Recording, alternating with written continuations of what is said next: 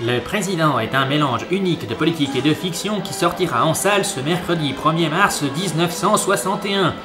Il raconte l'histoire d'un vieillissant président Émile Beaufort, incarné par Jean Gabin, en retraçant sa carrière politique et ses moments les plus impactants face à un jeune arriviste ambitieux nommé Philippe Chalamon, joué par Bertrand Blier.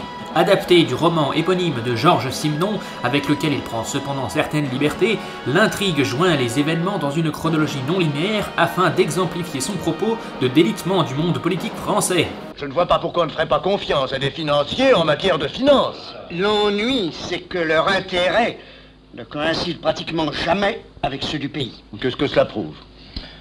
Ça prouve qu'un homme intelligent peut dire des bêtises.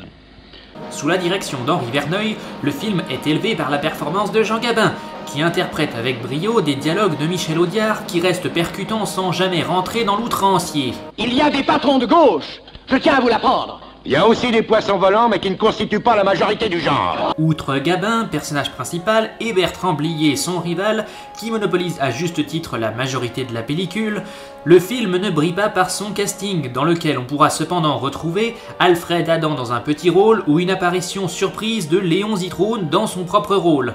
Ceci dit, ce dont le film manque en être reconnaissable, il rembourse en grandeur, et ce, malgré un premier tiers un peu poussif, avec des opéras, des palais, un Matignon rempli de ministres figurants, mais surtout une scène en apothéose dans le palais de l'Assemblée nationale, rempli à ras-bord de figurants, une cinématographie travaillée, et une écriture qui non seulement tire parti de longs monologues sublimés par des plans-séquences ininterrompus, mais aussi un contenu hallucinant qui, je l'espère, ouvrira les yeux du grand public pour que nos enfants du prochain millénaire puissent voter en toute sérénité. Tout le monde parle de l'Europe.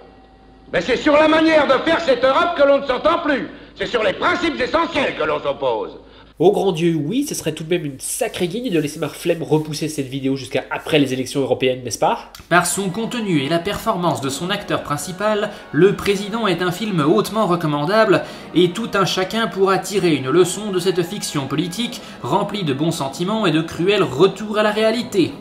Au-delà de ça, le public saura surtout s'émerveiller devant la performance de Jean Gabin. Mesdames et messieurs, je vous rends l'antenne, à vous les studios.